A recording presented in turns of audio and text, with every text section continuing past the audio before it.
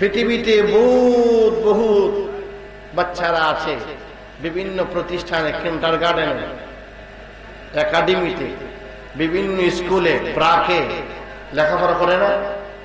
করে কিনা? করে। কিন্তু তোমাদের মা বাপ তোমাদের এই দিকে নজর দৃষ্টি না দিয়ে নবীর বাগানের মেহমান বানিয়েছেন, এই বাগানে ফুল বানাইয়া দিয়েছেন। যদি আল্লাহ কবুল না করতেন এই বাগানের ফুল হওয়া সম্ভব? কথা বলেন ঠিক কিনা? অবশ্যই আল্লাহর হুকুম, আল্লাহর মর্জি হয়েছে। এই সমস্ত বাচ্চারা, ওই সমস্ত ছেলেরা নবীর ঘরের বাগানের মেহমান হয়েছে, ফুল হয়েছে। আর আল্লাহর কালাম 30 পারা কোরআন তারা সবসময় আল্লাহর কোরআন শরীফ তেলাওয়াত করতেছে। কথা বলেন ঠিক কিনা? একজন তালেবের ইলমের সম্মান কি, একজন হাফেজ কোরআনের মর্যাদা কি, এই ব্যাপারে আমার আল্লাহ কি বলেন, আমার রাসূল বলেন। গভীর মনোযোগ বাবারা, একজন হাফেজ কোরআন বা একজন তালেবের ইলমের কতটুকু সম্মান। হ্যাঁ বাবারা, বাবারা, একজন হাফেজ কোরআন যখন তার বাড়ি থেকে তার নবীর ঘর মাদ্রাসা, নবীর বাগানের ভ্রমণ হওয়ার জন্য, নবীর বাগানের ফুল হওয়ার জন্য যখন নবীর বাগানে আসবে, বাড়ি থেকে মাদ্রাসা পর্যন্ত আমার আল্লাহ ডাক দিয়া বলেন, ও রহমতের ফেরেশতারা, ও নূরের ফেরেশতারা, আমার বান্দার জন্য বাড়ি থেকে মাদ্রাসা পর্যন্ত নুরানি পাখাগুলি বিছাইয়া নিরাপদ অবস্থায় সমস্ত বিপদ দূর করে দিয়া শান্তি মনে আমার বান্দা যেন আমার হাবিবের বাগানের মেহমান হয়ে যায়। নূরের পাখার উপরে দিয়া তালেবেল ইলমরা কদম দেয়।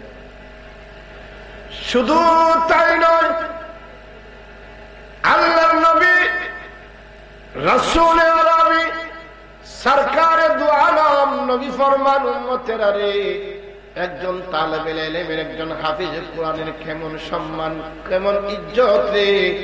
যদি আকীদা বিশুদ্ধ থাকে, যদি আশিক রাসূল হয়, যদি সুন্নি মসলকের মতাদর্শে একজন হাফেজ কোরআন হয়, ওই নাজি দলের অন্তর্ভুক্ত যদি একজন হাফেজ কোরআন হয়, ওই হাফেজ কোরআন যদি কোন এক এলাকায় একটা রাস্তা দিয়ে হাঁটিয়া যায়, আল্লাহর নবী বলেন, ও আমার উম্মতেরা শোনো, ওই হাফেজ কোরআনের কদর, সম্মান, ইজ্জত, মর্যাদা কেমন। ওই হাফেজ কোরআন শুধু এই রাস্তা দিয়ে একবার হেঁটে গিয়েছে, ওই রাস্তা দিয়ে হেঁটে যাওয়ার কারণে, ওই রাস্তা যা চলার কারণে 40 দিন পর্যন্ত এই এলাকার কবরবাসীর আযাব আল্লাহ বন্ধ করে দে। বলুন তো, তাদের সম্মান কম না বেশি? শুধু তাই নয়, হাফেজে কোরআনের দুনিয়া তো সম্মান, দুনিয়া তো সম্মান, অগাধ অগাধ সম্মান রয়েছে, অগণিত সম্মান। আপনি ভাবতে পারবেন না, একজন হক্কানি, একজন ভালো মাফের একজন হাফেজ আপনি হয়ে যান, আপনি যেখানে যাবেন, আল্লাহর গোটা সৃষ্টির যেখানে যাবেন, আপনাকে মানুষের সম্মান করবে। কথা বলেন ঠিক কিনা? আপনাকে সালাম রেসপেক্ট করবে, আপনাকে আদর আপ্যায়ন করবে, আপনাকে দাওয়াত দিবে, আপনাকে হাদিয়া দিবে, আপনাকে সম্মান করে বাড়িতে বসাবে। কথা বলেন ঠিক কিনা? শুধু তাই নয় বাবারা, একজন হাফেজ কোরআন বা একজন তালেবেল ইলমের সম্মান আমার আল্লাহর কাছে এত বেশি, শুধু দুনিয়াতে নয়, পরকালেও একজন হাফেজ কোরআনের মাথার মধ্যে আমার আল্লাহ পাক নূরের তাজ পরাইবেন। সুবহানাল্লাহ বলেন। শুধু তার মাথায় নয়, হাফেজ কোরআনের বাবা মার মাথার মধ্যে আল্লাহ সম্মানের মুকুট, নূরের তাজ পরাইয়া দিবেন। চিৎকার করে বলি সুবহানাল্লাহ। একজন হাফেজ কোরআনের মা, একজন হাফেজ কোরআনের বাবার মাথায় যখন নূরের মুকুট পরানো হবে, পাশের মুর্দাগণ খবরবাসী ডাক দিয়া বলবে, ও করিমউদ্দিন ভাই, ও ভাই, তোমার মাথার মধ্যে এই সম্মানের তাজ থেকে আসলো। তুমি তো দুনিয়াতে আমি যেমন ছিলাম তুমিও তেমন ছিলাই, তেমন কোন আমল আখলাক তোমার ছিল না, আমারও ছিল না। আমার কবরে আযাব আর আযাব, তোমার কবরে দিয়ে কোনো আযাব নাই, বরঞ্চ তোমার মাথার মধ্যে একটা সম্মানজনক তাজ দেখা যাচ্ছে। এই মুকুটটা কি আমলে পাইলাই? তখন হাফিজের বাপ ডাক দিয়া বলবে, বাইরে তুমি যেমন আমলি আমিও তেমনই ছিলাম, আমার কোন এক্সট্রা কোন আমল ছিল না। আমি বড় গরিব মানুষ ছিলাম, আমি মুড়ি কাটতাম, আমি কাজ করতাম, কিন্তু রে ভাই সবচাইতে বড় আজকে আনন্দের বিষয়, বড় খুশির বিষয়, এই পশ্চিম বাদুই দারুল কুরআন সুন্নিয়া হাফিজা মাদ্রাসার মধ্যে আমার একটা কোমল মনা সন্তান, আমার একটা ছেলে মাদ্রাসায় ভর্তি করে আমি চলে আসছি কবরে। হে ভাই, আজকে আমার ছেলে মাদ্রাসায় যা পড়া শুরু করলো, অথবা হাফেজ হয়েছে, অথবা মাথায় পাগড়ি পেয়েছে, অথবা হাফেজে কুরআন হয়ে গেছে। আমার আল্লাহ এই হাফেজে কুরআনের বাবা হিসাবে আমি বাবার মাথার মধ্যে নূরের তাজ পরাইয়া দিয়েছে। আমরা তো পরের বিষয়টা চিন্তা করি না, আমরা নগদে চাই। কি চাই? পরে যারা ওই বলে দুনিয়াতে আমার ছেলে এমপি হবে, মন্ত্রী হবে, ব্যারিস্টার হবে, ইঞ্জিনিয়ার হবে, আমরা এইগুলা নিয়ে, আমরা এই লোভে নিয়ে আমরা বড় মগ্ন। কিন্তু দুনিয়া আখিরাতে উভয় জগতে আমরা পরজগতে চিন্তা আমাদের মধ্যে নাই। কথা বলেন ঠিক কিনা? হাফিজে কোরআন, হাফেজের কেমন সম্মান দাম রে বাবা। আল্লাহর নবী বলেন, হ্যাঁ আমার উম্মতেরা শোনো শোনো, একজন হাফেজে কুরআন কাল কিয়ামতের ময়দানে 10 জন মানুষ জাহান্নামী। কয়জন জাহান্নামী? 10 জন জাহান্নামীকে সে হাফেজে কুরআনে সুপারিশ করে জাহান্নাম থেকে জান্নাতে নিয়ে যাবে। চিৎকার করবেন সুবহানাল্লাহ। কজন দিয়ে নিবে? কজন দিয়ে? এ বাবারা ভাইরা, আপনি একটু চিন্তা করেন, আপনি যদি 5টা সন্তানের বাবা হয়ে থাকেন, একটা সন্তান দিয়ে হাফিজি মাদ্রাসায় দেন, হাফেজ বানান, কোরআনের হাফেজ বানান, আপনার সেই হাফেজ হওয়ার কদর সম্মানটা কতটুক। আর একটা ছেলেরে আপনি এই দুনিয়াতে আপনি ম্যাজিস্ট্রেট বানান, দেখেন আপনি ম্যাজিস্ট্রেট বানাইয়া হাসরের ময়দানে ম্যাজিস্ট্রেট হওয়ার পরও একজনও সুপারিশ করার কোনো ক্ষমতা নাই। নাই, কথা বলেন ঠিক কিনা? ডক্টর বানান, ইঞ্জিনিয়ার বানান, আপনি যে কোনো বিজ্ঞান সায়েন্সে পড়াইয়া বড় শিক্ষিত করেন, কিন্তু দুনিয়ার ফায়দা হবে, মোটা অঙ্কের বস্তার বস্তার টাকা রুজি করতে পারবে, কিন্তু এই টাকার মধ্যে সুখ মিলবে না। কথা বলেন ঠিক কিনা? আর হাফেজ কোরআন যদি 2000, 3000, 5000 টাকার বেতনে যদি আপনি খেদমত করে যান, আল্লাহর রাস্তায় খেদমত করেন, এই 5000 টাকার মধ্যেও অগণিত শান্তি আর রহমত আর বরকত আছে। কথা বলেন ঠিক কিনা? দুনিয়া তো শান্তি, কোন অশান্তি আপনাকে গ্রাস করবে না। কাল কিয়ামতের ময়দানে আপনার সেই হাফেজে কুরআন আপনার সুপারিশ করবে তো করবে, 10 জন জাহান্নামীর সুপারিশ করে জান্নাতে নিবে। আল্লাহু আকবার, ইয়া রাসূলুল্লাহ। তাইলে বোঝা গেল কি, হাফেজের বা আলেমের দাম কম না বেশি? আজকাল বহুত মানুষ কয় মোল্লার কোন দাম, নাউজুবিল্লাহ বলেন না, মেসাবের কোন দাম নাই, মেসাবের কোন দাম নাই। একটা ঘটনা কইতাম নি, দেখেন মেসাবের কেমন দাম। হাতের ফাঁসল তো কোনো সমান না, ব্যবধান আছে না? আসেনি ব্যবধান? আচ্ছা, এক ইমাম সাহেব দীর্ঘদিন ইমামতি করছেন, বাড়িতে চলে আসছেন। অনেকেই মানুষে কয় সিধা মৌলবী। কি মৌলবী? কি মৌলবী আছে না আমাদের সমাজে? সরস টাইপের মানুষ আছে না? সরস টাইপের মানুষ আছে না? সিধা মৌলবী। এ বেচারা আল বায় না, জাল বায় না, কৃষি কাজ করে না, মসজিদ ইমামতি করছেন, মসজিদ ছুটে গেছে, এখন বাড়িতে আসছেন, বাচ্চা কাচ্চা আছে, একটু সাময়িক কষ্ট হচ্ছে। তার বিবি বলতেছে, স্বামী আপনি একটা কিছু করেন, নাইলে ভবিষ্যতে চলবো আমরা কেমনে, ঠিক কিনা? একদিন, দুদিন, 3 দিন বলার পরে সিদামৌলবী বলতেছে, বিবি আগামী দিন একটা চাকরির সন্ধানে বাইরে হইব, চাকরি করবো। 3 দিনের মাথা সানসিপ থেকে কোরআন শরীফ কান রুমালের মধ্যে পেশাইয়া বুকের লইয়া ঘর থেকে বাহির হয়ে যা চাকরি করব। কাজের সন্ধানে বাহির হয়েছে, লইছে কিতা কোরআন, লইছে কিতা কোরআন বুকে লইয়া যাচ্ছে। যাইতে যাইতে যাইতে গ্রাম পার হইয়া অন্য গ্রামে যাইয়া মসজিদের ভিতরে আমাইয়া সকাল থেকে বিকাল পর্যন্ত সারাদিন কোরআন শরীফ তেলাওয়াত করে আল্লাহরে ডাকে, আল্লাহ রিজিকের ব্যবস্থা করে দাও, তুমি হচ্ছে রিজিকের মালিক। চিৎকার করে বলি সুবহানাল্লাহ।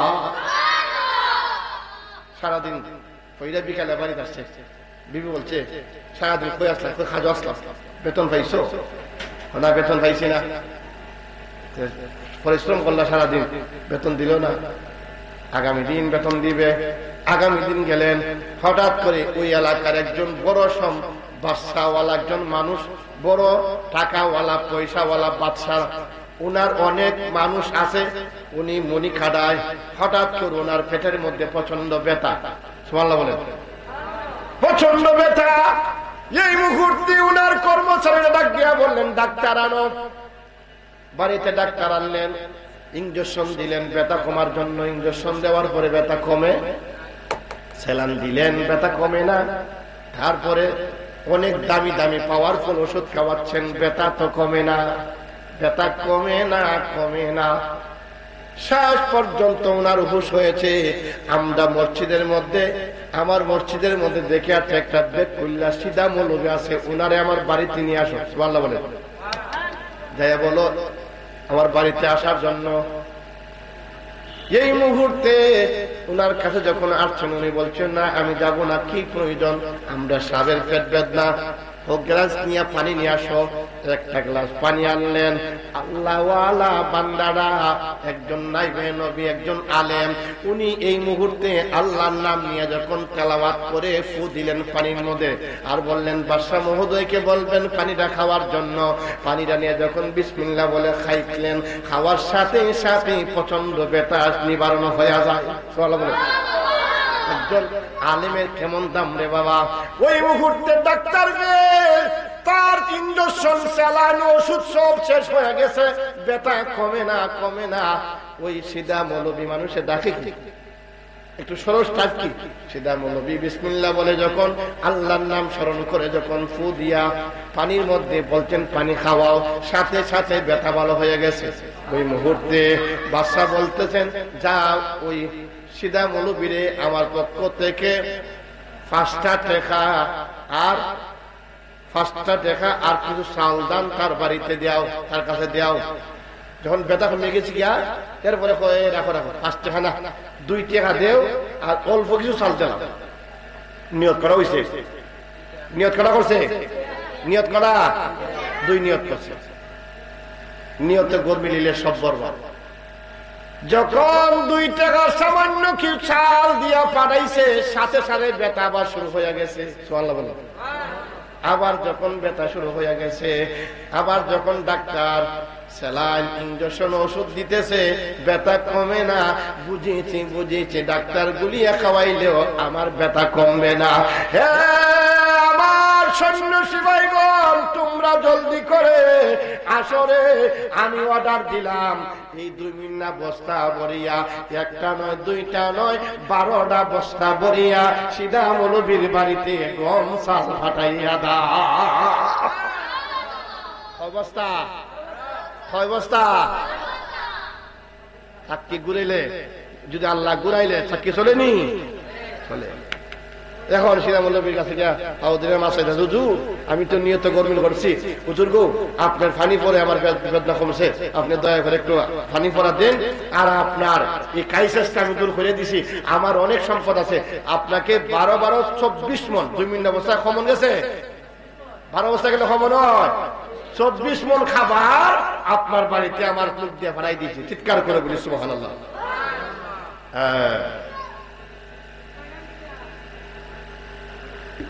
তো 26 মণ খাবার যখন পাঠাইয়া দিয়েছেন, সিধা মৌলবী বাড়িতে যাইয়া গিয়া ফু দিচ্ছেন, সাথে সাথে পেট বেদনা ভালো হয়ে গেছে। চিৎকার করে বলি সুবহানাল্লাহ। এই রূপ ইঞ্জিনিয়ার আর ডাক্তার আর ম্যাজিস্ট্রেট বানাইলে কাজ হবে? কথা বলেন ঠিক কি না? কাজ হবে না বাবা।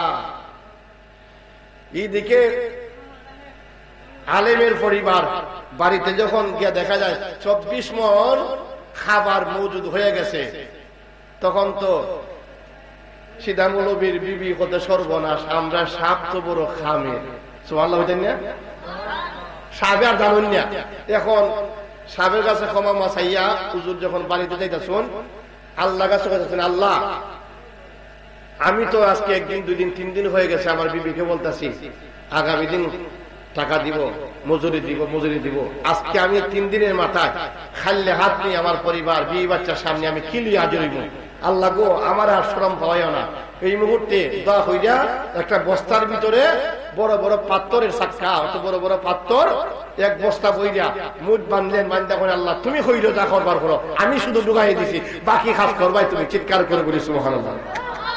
বস্তা মাথায় নিয়ে যখন বাড়ির গেটে গেলেন, বিবি দেখা বলতেছেন, স্বামী গো আজকে যে অনেক আপ্যায়ন, আজকে যে অনেক খাবার আমাদের বাড়িতে আসছে।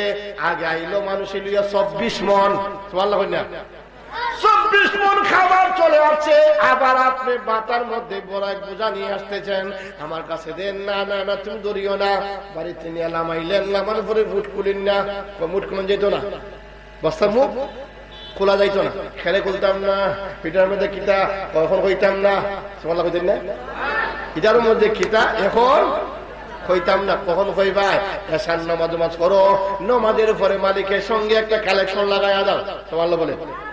এই সিধা মৌলবী যখন এই বস্তার দ্বারে নামাজের মস্তরা জমিনে ফালাইয়া সেজদায় পড়িয়া খান্দে, মাবুদ আল্লাহ তুমি আমার শর্মিন্দা কইরো না। আল্লাহ আমার বিবিরা এই বস্তার ভিতরে কি আছে জানতে চায়। আল্লাহ তুমি তো ইচ্ছা করলে পাহাড়ে দরিয়া বানাইতে পারো, দরিয়ারে পাহাড় বানাইতে পারো। কথা বলেন ঠিক কিনা? ও মালিক, পাথরের স্বর্ণ বানাইতে পারো, স্বর্ণরে পাথর বানাইতে পারো। এটা আর কেউ পারে না, এটা হচ্ছে তুমি আল্লাহর কাজ। কথা বলেন ঠিক কিনা? যখন সেজদা গেছে, সিধা মৌলবীর বউ এখন সুযোগ যায়, তাই তো দেওয়াতে দিন না। এখন সেজদা গেছেন, মৌলবীর বিবি যাইয়া যখন বস্তার মুখ সরাইছে, বস্তার ভিতরে আসলে বড় বড় পাত্র সরাইয়া দেখা যায় বিবি কয় বিসমিল্লাহির রহমানির রহিম। যখন মুখ খুলতে না খুলতে দেখা যায় রে বাবা চিকমিক ঝিলমিল করতেছে বস্তার ভিতরে। দেখা যাচ্ছে রে বাবা স্বর্ণের চাক্কা, হীরা মানিকের চাক্কা। সুবহানাল্লাহ বলে। একটা ডাক দিয়া কই, স্বামী গো আমরা আর গরিবী হালত থাকবে না। আল্লাহ কি না করতে পারে। আল্লাহ আলেম উলামা, একজন হাফেজ, একজন মাওলানা মুফতি সাহেবের কত সম্মান ইজ্জত আল্লাহ দিতে পারে। আল্লাহ পাথর রে স্বর্ণ বানাইয়া দিয়া আলেম উলামারে আল্লাহ সাহায্য করতে পারে কি পারে না? এই হচ্ছে আলেমের কদর। আর কোন দিকে বোঝাবো? গভীর মনোযোগ। এক ফেরিওয়ালা গামছা বিক্রি করে। কি বিক্রি করে? গামছা বিক্রি করে। কইতাম নি? মানুষ শুনতে হবে এবং আমল আনতে হবে, চিন্তা করতে হবে। এক ফেরিওয়ালা গামছা বিক্রি করে। হঠাৎ করে শুনতেছে, খেয়ে জানি বলতেছে, কোরআন কিনবানি, কোরআন কিনবানি, কোরআন। কি কিনবা? কোরআন কিনবানি কেউ কোরআন। ফেরিওয়ালা নামাজ পড়ে না, রোজা রাখে না, আমল নাই।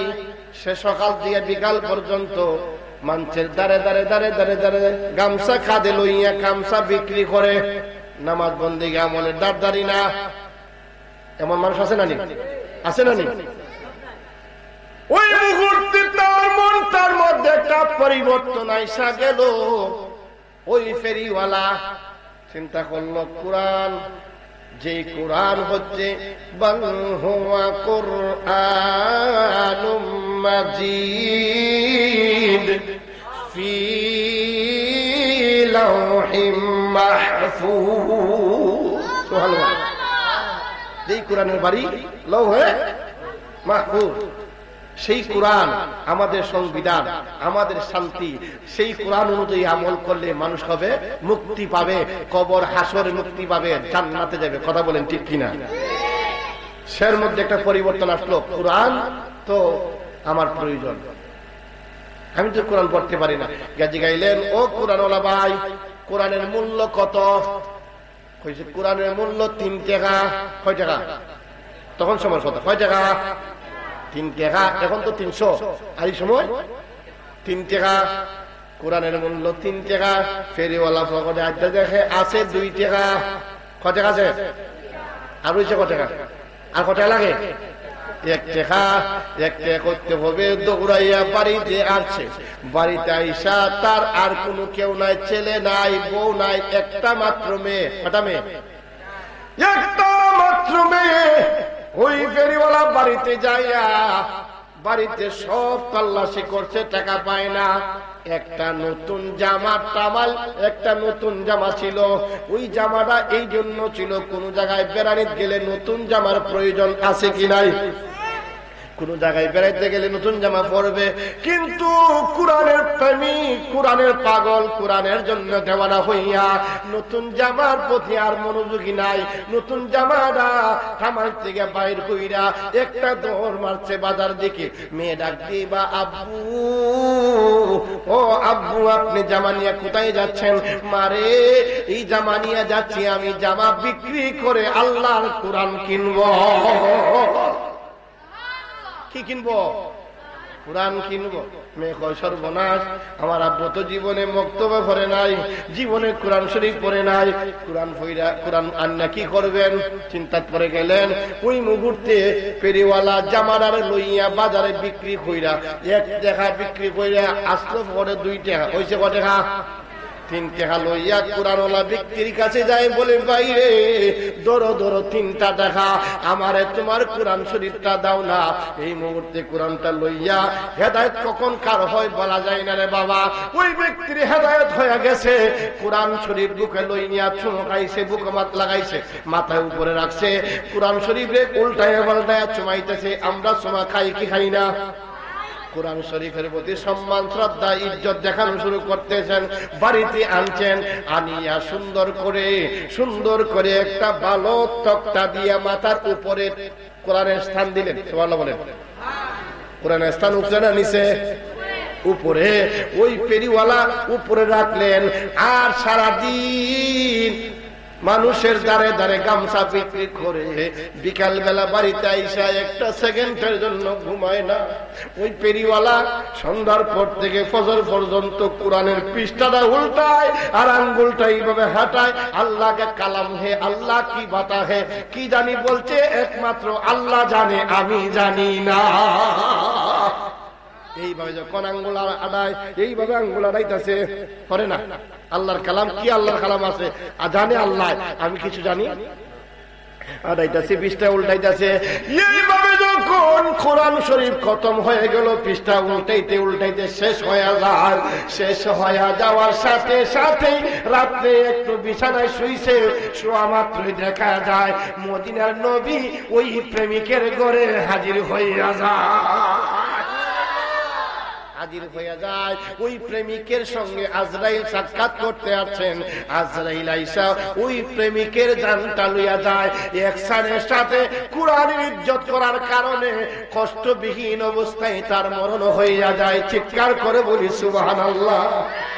আমার মরণের কতদিন বাকি আমি জানিলাম না গো আল্লাহ, মরণের কতদিন। আমার মরণের কতদিন বাকি আমি জানিলাম না গো আল্লাহ মরণের কত দিন বাকি আমার মরণের লামনা গো আল্লাহ মরণের কত দিন হাইরে আজরাইল আসিয়া যেদিন হস্তে দিবে তরি তখন আমার ময়না বাই করবে লুকালুকি আমি জানিলাম না গো আল্লাহ কত দিন বাকি আমার মরণের জানিলাম না গো আল্লাহ হাইরে হায়াত হইল হাতে বাইরে মৌত হইল পাহায় যেই জায়গায় যায় মরণ হবে সেই জায়গায় সে মরবে আমি জানিলাম না গো আল্লাহ কত দিন বাকি আমার মরণের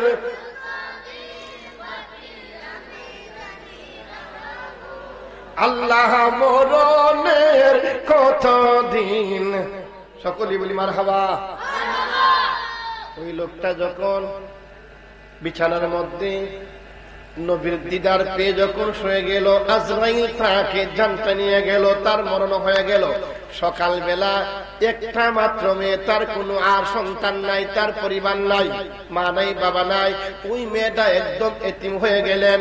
ওই মেয়েটা এবার চিৎকার করে কান্না জোড়াচ্ছে, পাড়া প্রতিবেশী সবাই জমা হয়ে গেল। সবাই পাশে দাঁড়ায়, এখন সর্বনাশ লোকটা সারাদিন কত কষ্ট করত, এখন মারা গেছে, মেয়েটার কি অবস্থা হবে? মেয়ে কান্দে রে, ও মা তুমি কান্দিও না, মারে তুমি কান্দা থামাও, আমরা তোমার পাশে আছি। মেয়ে জবাব দেয়, ও বাবারা, পাড়া প্রতিবেশীরা, ভাইয়েরা, বাবারা, আমার আব্বা যখন আমার মা মা বইলা ডাকতে পারত, আমি আমার আব্বার ডাক শুনিয়া আমার সকল ব্যথা নিবারণ হইয়া যাইত। এইরকম মায়ার ডাক কে আজকে থেকে ডাকবে রে? কে আমার পাশে ডাকবে রে? আমার মা নাই, আমার ভাই নাই, বোন নাই, আমার আব্বা আছে, আমার আব্বাও চলে গেছে। আমার মতন দুঃখী অসহায় কাঙ্গালি আর কেউ দ্বিতীয়। গভীর মনোযোগ। মানুষে তাদের অনেক সান্ত্বনা দিলেন, দেওয়ার পরে জানাজার ব্যবস্থা, কাফন দাফন ব্যবস্থা, লাশ গাড়ির ব্যবস্থা করলেন। করার পরে সকালে 10টার মধ্যে, আনুমানিক 10টায় জানাজা হবে। জানাজার মাঠও নিছেন। তখন সময়ের বাবা, ওই সময় এই এলাকায় জানাজা পড়াইবার মতন কোন যোগ্য মানুষ নাই। এখন তো আলহামদুলিল্লাহ মানুষ অনেকটা সচেতন, আলহামদুলিল্লাহ। এমন কোন গ্রাম নাই, পাড়া নাই, এমন কোন এলাকা নাই যে হাফেজ, আলেম, ওলামা, মুফতি, মুহাদ্দিস নাই। কথা বলেন ঠিক কিনা? আলহামদুলিল্লাহ। তারপরে অনেকে অনেকে ধিক্কার জানায়, হয় খলির যুগ, খলির যুগ তখন হবে হকপন্থী আলেম ছাড়া বেহকপন্থীর আলেমের হাতে খলির যুগের ঘটনা ঘটবে। কথা বলেন ঠিক কিনা? খুব মনোযোগ, কথাটা বোঝার চেষ্টা করবেন। হক আছে, ইসলাম আছে, হক নাই, ইসলামও নাই, আর খলির যুগ ঘটবে। যাই হোক, সেই দিকে যাচ্ছে না, গভীর মনোযোগ। জানাজার মাঠে ওই মানুষটা নিয়ে যখন এলাকাবাসী হাজির হইলেন, কে জানাজা পড়াইবে? জানাজা পড়াইবার মতন কোন যোগ্য লোক নাই। অনেক সময় অপেক্ষা করতে করতে তাকায়া দেখতেছেন সময় পার হয়ে যাচ্ছে, অনেক সময় লস হয়ে গেল। তাকায়া দেখতেছেন দূর থেকে একটা মানুষ ঘোড়ার উপরে আরোহণ করে ঘোড়া দৌড়াইয়া রাস্তার প্রতীক হয়ে আসতেছেন। এলাকার মানুষ তাকাইয়া দেখতেছেন ওই মানুষটার মাথার মধ্যে আছে টুপি, মুখের মধ্যে আছে দাড়ি, গায়ে বড় সুন্দর জামা, নবীর সুন্নত পাঞ্জাবি। সুবহানাল্লাহ বলেন। জানাজার মাঠ থেকে সবাই রাস্তায় ব্যারিকেড দিলেন, ঘোড়ারে আটকাইলেন, আটকাইয়া ঘোড়ার উপরে সবারই ব্যক্তি বললেন, কে তোমরা? আমার রাস্তা কেন তোমরা আটকাইলাই? সবাই হাত জোর করে বলতেছি, ভাই রে, ও ভাই, আমরা একজন মাইয়াত লইয়া আমরা বিপদে আছি, জানাজা কেউ পড়াইতে পারছে না, আপনার দিক কেমন হয় আপনি জানাজা পড়াইতে পারবেন, তাই আপনার কাছে রিকোয়েস্ট, যদি জানেন লামিয়া জানাজাটা পড়াইয়া আমাদের বিপদ থেকে মুক্ত করেন। সুবহানাল্লাহ বলেন। ওই সওয়ারি ব্যক্তি বলে, আমি জানাজা পড়াইতে চিনি এবং পারবো, তবে আমি জানাজা পড়াইব না। কেন পড়াইবেন না? কারণ কি? আমি একজন সরকারি কর্মকর্তা, আমি হইছি একজন পুলিশ। নাম কি দা? পুলিশ। আমি একজন সরকারি কর্মকর্তা, আমার অফিসের টাইম হয়ে গেছে, আমি এই জন্য খুব দ্রুত গতিতে আমি অফিসে হাজিরা দেওয়ার জন্য যাচ্ছি। আর যদি লামিয়া জানাজা পড়ায় আমার অফিস আজকে মিস হয়ে যাবে, আমার চাকরির সমস্যা হবে। তাই এই জন্য আমার চাকরিতে যাওয়ার জন্য আমি জানাজা পড়াইতে পারবো। সবাই রিকোয়েস্ট করলেন, ওগো পুলিশ, আপনার কাছে রিকোয়েস্ট। এলাকাবাসী সবাই একমত পোষণ করলাম, আপনি লামিয়া জানাজা পড়ান, আপনি যাইতে লেট হয়, দেরি হয়, আমরা সবাই এলাকাবাসী আপনার বসের কাছে যাইয়া রিকোয়েস্ট করব, আপনারে আমরা আটকাইছি, আজকের জন্য আপনি দয়া করতেন, আমরা সবাই যাই আপনার চাকরির ব্যাপারে সুপারিশ করব। সুবহানাল্লাহ বলেন। এই কথা শোনার পরে নামলেন, লামার পরে জানাজা পড়াইলেন। এবার বলতেছেন, ও পুলিশ, আপনি তো অনেক কিছু জানেন, আমরা দাফন কেমন করতাম নিয়ম নীতি আমরা চিনি না, দয়া করে একটু দাফনের কাজটা আপনি করেন না, কবরে লাশটা লামাইয়া দেন। পুলিশ জলদি করে লাশটা লামাইতে যায়, যখন লাশ লিয়ে নুয়াইছে, পকেটের মধ্যে ছিল তার আইডি কার্ড। কি কার্ড? ID card. আইডি কার্ডটা কবরের মধ্যে পড়ে গেছে, বলতে পারে না। দাফন করলেন, মাটি দিয়া যখন চইলা যাইতে লাগলেন, গুড়ার উপরে উঠিয়া যখন অফিসের গেটে গেলেন, অফিসের পাহারাদার রাখ দিয়ে বলতেছে, গেট খোলা যাবে না, গেট বন্ধ হয়ে গেছে, টান শেষ। সুবহানাল্লাহ বলেন। এই মুহূর্তে বলতেছি, আমি একটা মানুষের জানাজা দিয়েছি, এই মুহূর্তে গেটটা খুলে দাও না। গেট খুলতে চাইতেছে, তোমার ফার্স্ট কার্ড কই? আইডি কার্ড কই? আইডি কার্ড দেখাও। পকেটে হাত দিছে রে বাবা, দেখা যায় আইডি কার্ড পকেটে নাই। আর ফার্স্ট দে না দারোয়ানে, এই বলতেছে, যদি তোমার চাকরির ডকুমেন্ট না দেখাইতে পারো, তুমি অফিসের ভিতরে যাইতে পারবা না। আবার রিটার্ন দৌড়াইয়া ওই ব্যক্তি এলাকাবাসীর কাছে আসলেন, চলো রে, ও বাবারা বাইরা, তোমরা খাতিরে, তোমরা রিকোয়েস্ট, আমি জানাজা পড়লাম, আমার চাকরির মূল আইডেন্টি কার্ডটা কোথায় জানি পড়ে গেছে। আমার মন বলতেছে, আমি যখন লাশ নইয়া কবরে রাখছিলাম, ওই মুহূর্তে মনে হয় আমার আইডি কার্ডটা কবরে পইরা গেছে, নাইলে আমার চাকরি থাকবে না। আনো আনো জলদি করে, আমার কোদাল খন্তি কোদাল আনো, জলদি করে খবর করণ করো। ওই ব্যক্তির এলাকাবাসী বলতেছে, আমরা তোমার সাথে আছি, আপনি মেহেরবানি করে কোদেন। কোদাল হাতে নিয়ে যখন কবর খনন করতে লাগলেন, কিছু ছিদ্র হয়ে গেল, সামান্য কিছু মাটি ছড়ানোর পরে ছিদ্র হয়ে গেল। তাকায়া দেখতেছেন, কি আইডি কার্ড আনবে রে বাবা? ওই পুলিশ নজর করে দেখে রে, ওই গামছাওয়ালা পেরিওয়ালার কবরের ভিতরে মেশকো আম্বরের গেরান বাহির হচ্ছে। এমনি ভাবে তাকায় দেখতেছে, এই কবরটারে সুন্দর সুন্দর সুন্দর সুন্দর বেহেশতি ফুল দিয়া কবরটারে সুসজ্জিত করা হচ্ছে। একটা চিৎকার মারলো, ডাক দিয়া বলল, ও এলাকাবাসী, আমার আইডি কার্ড লাগবে না, আইডি কার্ড লাগবে না, আমার আইডি কার্ডের প্রয়োজন নাই। এই লোকের গার্জেন কেরা, এই লোক সম্পর্কে আমরা কিছু ধারণা দেও না, তোমরা কে বলতে পারবা রে? ওই লোকের কি একটা এমন আমল ছিল, আমলটা কি আমার জানাইয়া দাও। কি হয়েছে?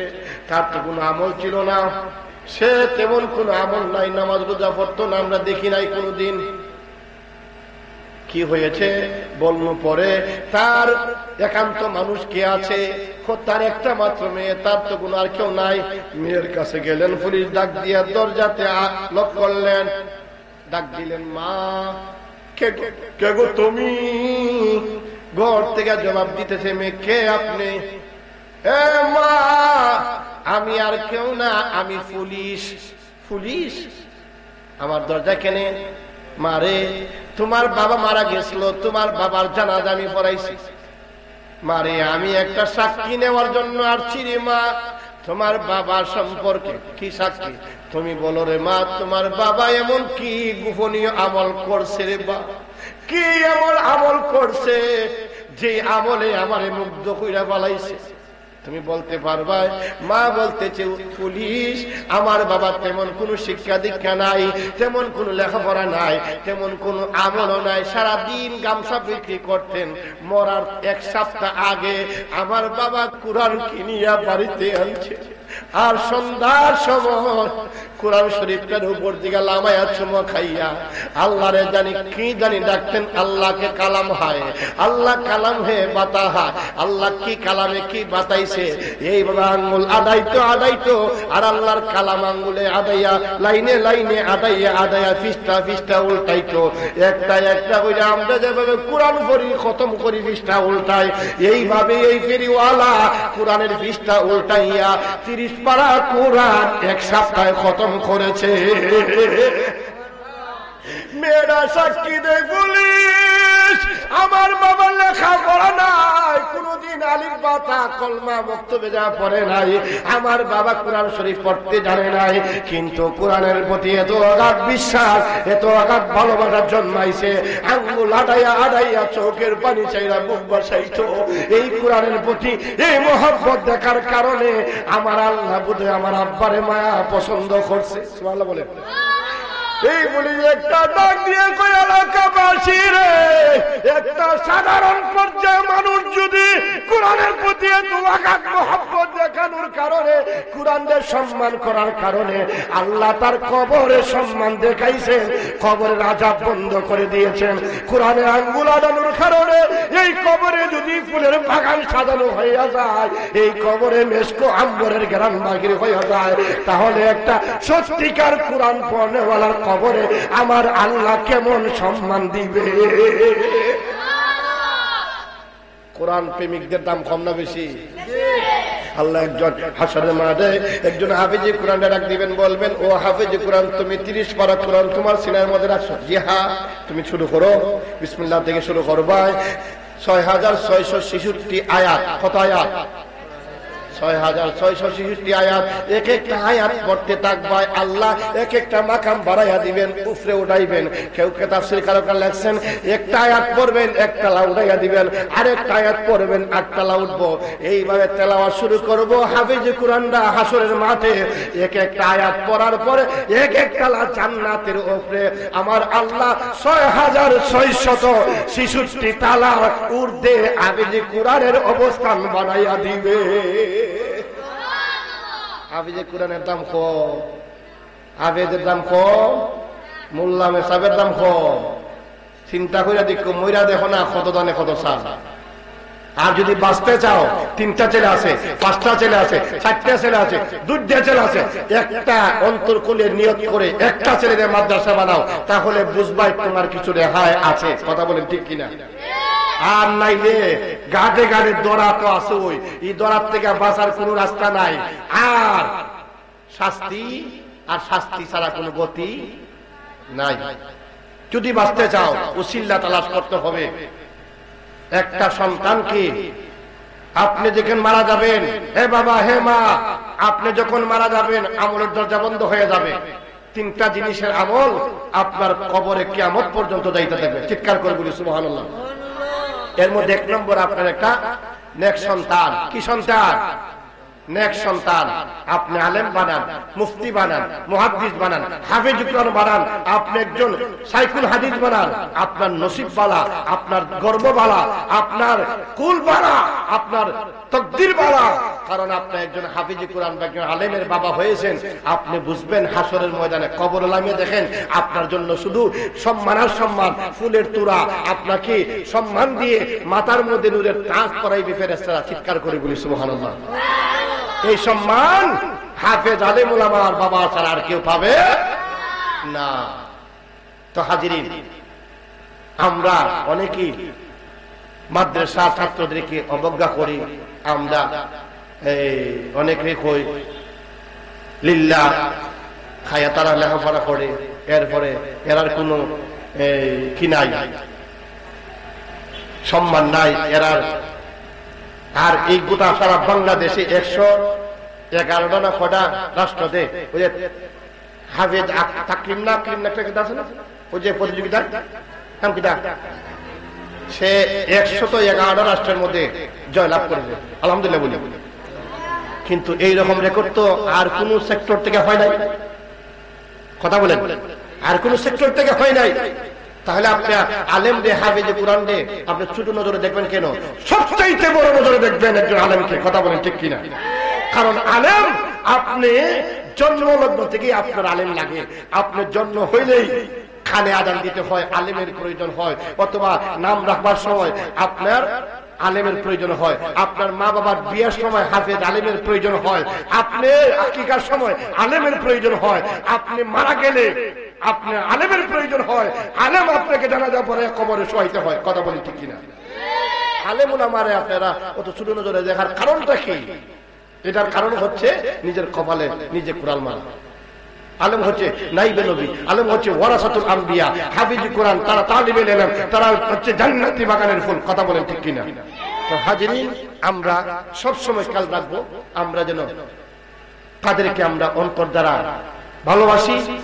পারেন যদি লজিং দিয়ে সাহায্য করবেন, পারেন যদি অসহায় ছাত্রদেরকে আর্থিকভাবে সহযোগিতা করবেন, অথবা নিজের একটা সন্তানকে মাদ্রাসা ভর্তি করবেন, অথবা সন্তান যদি নাও থাকে একটা হাফেজে কোরআনকে অন্তর খুলে মহব্বত করেন, এটাও আপনার জন্য নাজাতে উসিলা হয়ে যাবে। লজিং দিয়ে আপনি দুইটা ভাত খাওয়াইয়া সাহায্য করেন, টাকা দিয়ে আপনি সাহায্য করেন, একটা পাঞ্জাবি দিয়ে সাহায্য করেন। অবশ্যই এই সাহায্যটা এই ছাত্ররা করলেন না, মদিনাওয়ালাকে করলেন। আর এই সাহায্যের উসিলায় কাল কিয়ামতের ময়দানে আল্লাহ আপনাকে জান্নাতের মেহমান বানাই দিবে, কথা বলেন ঠিক কিনা? হাজিরিন, এশারের নামাজের আজানের নিকটবর্তী সময় আমি সময়ের প্রতি লক্ষ্য রেখে আমার উগোচর আলোচনা এখানেই রাখলাম। আমি সকলকে নিয়ে যারা বলছেন সকলের শুকরিয়া আদায় করছি। সংক্ষিপ্ত আকারে 2 মিনিট একটু মোনাজাত দিচ্ছি। আল্লাহুম্মা আমিন। আলহামদুলিল্লাহি রাব্বিল আলামিন, আসসালাতু ওয়াসসালামু আলা আশরাফিল আমবিয়া ওয়াল মুরসালিন ওয়া আলা আলিহি ওয়া আসহাবিহি আজমাইন। اللهم حبب إلينا الإيمان وزين في قلوبنا وكره إليك الكفر والفسوق والعصيان واجعلنا من الراشدين। الله تعالى দারুল কুরআন সুন্নি হাফিজে মাদ্রাসা এতিমখানার বাৎসরিক ওয়াজ মাহফিলের শুরু লগ্নতে আমি গুনাহগার নালাক না খান্দা আল্লাহ যা কিছু তাকরীর পেশ করেছি আল্লাহ সমস্ত ভুল ভ্রান্তি তোমার হাবিবের খাতিরে মাফ করে দাও। আল্লাহ যা সম্মানজির করেছো লক্ষ কোটি গুণে বাড়াইয়া জিন্দা নবীজির কদম মুবারকে কবুল ফরমাও। तमाम नबीगण तमाम साहाबाए केराम आउलिया केराम बुजुर्गाने दिन वली अफजल गाउस फिर फकीरेर नामे कबुल फरमाओ। उम्मते मुहम्मदी गणेर नामे हादिया करलाम कबुल फरमाओ। এই পশ্চিমবাদী এলাকার চতুর্পাশে কত হাজার হাজার মানুষ কবরে ঘুমায় রয়েছে। আমি গুনাহগার দীর্ঘদিন কাটায় গেলাম, কত মানুষ আমার পাছনে নামাজ পড়েছেন আল্লাহ, কত মানুষ আমি গুনাহগারের অন্তর কোলে মায়া মহব্বত করেছেন আল্লাহ, কত মানুষের বাড়িতে আল্লাহ কত খাবার খাইলাম, কত আপ্যায়ন করলেন। আজকে যারা কবরে গিয়েছেন আল্লাহ ভিক্ষে চাই তামামের কবরের আযাব বন্ধ করে দাও, সকল কবর গুলিরে জান্নাতের বাগান বানায়া দাও আল্লাহ। যারা জিন্দা আছেন সবাই নেক আমল করবার তৌফিক দাও। বিশেষ করে আমার ভাই এই মাদ্রাসার পরিচালক আল্লাহ হাফেজ আল্লাহ রুকনুজ্জামান তারেক সাহেব অত্যন্ত আল্লাহ পরিশ্রম করে আল্লাহ এলাকার সকলের ভালোবাসা লইয়া এই মাদ্রাসায় আল্লাহ দিন দিন হাঁটি হাঁটি পাও করে এই পর্যন্ত আছেন আল্লাহ গো। আমার ভাই এবং এলাকার সকলের খেদমতে তুমি কবুল ফরমাও। এই বাগানের ফুল, এই বাগানের হাফিজে কোরআনের পাখিদেরকে তুমি হাফিজে কোরআন হিসেবে কবুল ফরমাও। প্রত্যেকটা ছেলেদের অন্তরে তুমি কোরআনের নূর দিয়ে মনোয়ার বাড়াইয়া দাও, তার অন্তরে কোরআন 30 পারার নূর ঢুকাইয়া দাও। তাদের মা বাবার স্বপ্নরে পূর্ণ করার তৌফিক দাও। মায়ের কুল বাবার কুলটারে তুমি দামি বানাইয়া দাও আল্লাহ। এই সমস্ত এই মাদ্রাসার সকল ছাত্রদেরকে আগামী দিনের জন্য সুন্নিয়তের একটা মারখাত বানাইয়া দিও আল্লাহ। আল্লাহ তারা যেন সুন্নতের খেদমত করতে পারে, হক কথা মানুষে বলতে পারে, হক রাস্তায় চলতে পারে, তুমি তৌফিক দিও আল্লাহ রব্বুল আলামিন। আজকের এই আয়োজনকে জড়িয়া করে আমরা সকলের জিন্দেগির তামাম গুনাহ মাফ করে দাও, আমরা সকলের মাই বাবারে মাফ করে দাও ইয়া আল্লাহ। সকলের মুর্দাগণ্ডে আল্লাহ জান্নাতবাসী বানিয়ে দাও আল্লাহ। আল্লাহ ডিসেম্বরের 4 তারিখ আমি গুনাহগারের আব্বাও দুনিয়া থেকে বিদায় নিয়েছে আল্লাহ। আল্লাহ ভিক্ষা চাই আমার আব্বার কবরটারে জান্নাতের বাগান বানাইয়া দাও আল্লাহ। উম্মতে মুহাম্মদী তামামরে মাফ করে দাও। اللهم حاسبني حسابا يسيرا اللهم إنا نسألك علما نافعا ورزقا طيبا وعملا متقبلا يا الله الله যেদিন আমরা মৃত্যু কোলে ঢলে পড়ো তোমার বন্ধু নবীকে আমদার ঘরের মেহমান বানাইয়া দিও আল্লাহ। নবীজিকে না দেখাইয়া কবরে ডাক দিও না আল্লাহ। তোমার বন্ধু নবীর না দেখাই আমরা মরণ দিও না। আমরা রে মদিনায় নিবাইনি দয়াল নবী গো, আমরা রে মদিনায় নিবাইনি তুমি, আমরা রে মদিনায় নিবাইনি দয়াল নবীজি, আমরা রে আল্লাহ সবাই রে মদিনা না দেখায় মরণ দিও না আল্লাহ।